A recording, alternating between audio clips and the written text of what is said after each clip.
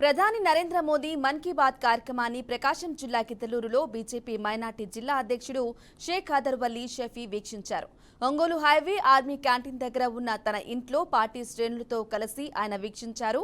రాజకీయాల్లో యువత అనుభవం, ఉత్సాహం దేశానికి ఉపయోగపడతాయని ప్రధాని మోదీ తెలిపినట్లు షేక్ ఖదర్ వలీ షఫీ తెలిపారు. రాజకీయ నేపథ్యం లేని రాజకీయాల్లోకి రావాలని ఆయన అభిలాషించారని తెలిపారు.